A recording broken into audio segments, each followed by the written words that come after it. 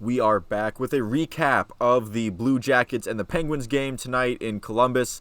The Blue Jackets lose 6-3, and I am bacon, and it's dark out. This costume is appropriate because the Blue Jackets did end up getting cooked tonight. Unfortunately, the Jackets had a 3-1 lead, and they gradually, slowly but surely, ended up blowing that within the final two periods. Where did it go wrong for the Blue Jackets tonight? Let's start with Elvis Merzlikins. He was not good tonight. He was a bit of a problem. Tonight we got bad Elvis, and the Blue Jackets aren't going to win a lot with bad Elvis if he's the one that's going to be in the net. But, you know, we've seen the good and the bad from Elvis. I think just in this season alone, Elvis letting up a couple of softies. I thought that second goal he gave up to Ruda was deflected at first, but then I looked back at it, and it didn't really look like there was a deflection at all. It just kind of looked like it just kind of evaded his glove, which isn't, you never want to see that. Elvis with a not great game. The defense wasn't good either. I mean, I don't think Elvis was, he was failing a defense that was standing on its head to keep Elvis protected or anything, but when the defense is bad and also Elvis isn't having his best night, that's pretty much a recipe for disaster, and it's a recipe for giving up 6 goals, which usually you're not going to keep up scoring with that, even if you do have a really good first period. And this Blue Jackets team, whether it's Elvis or Korpi or Tarasov, if their goalie's having an off night, it's gonna be a struggle to find wins and to find points, because really they're counting on their goaltenders to pick up some of the slack that their subpar defense has been giving up as of late. And if that's not going to happen, then the Blue Jackets are going to have to keep up in a goal-scoring slugfest every single night. And with Patrick Laine out, and now with maybe Justin Danforth out, we'll see how long that lasts. He left in the first period and didn't come back. We'll see how long that is, but especially with Patrick Laine out, that's going to be tough to keep up with other teams if the goaltending you're getting isn't any good. Sidney Crosby being wide open on his game-winning goal, I think, is a nice microcosm of what I'm talking about here, where it looks like Goodbranson goes on an adventure to chase down a guy with a puck.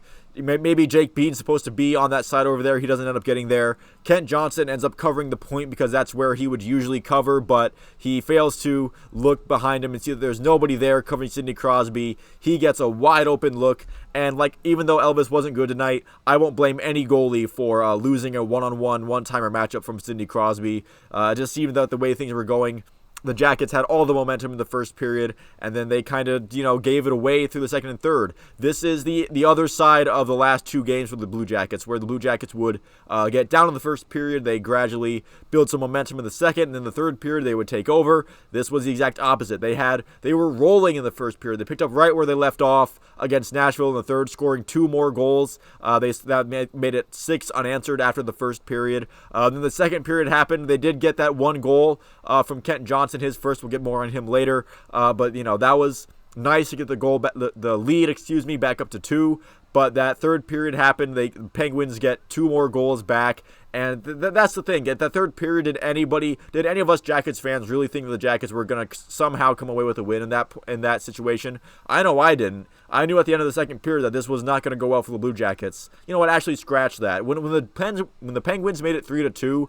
That's when the bad feelings kind of started happening. That's when the bad vibes really started to kick in for the Blue Jackets, because you make it 2-1, it's kind of but then you score immediately after, so that's fine. But when you make it 3-2 again, meaning that you're letting the Pens stay in the game, that was gross, especially because, again, Elvis not having a good game when you can't count on your goalie to make a save for you, and the team wasn't really feeling like scoring after that.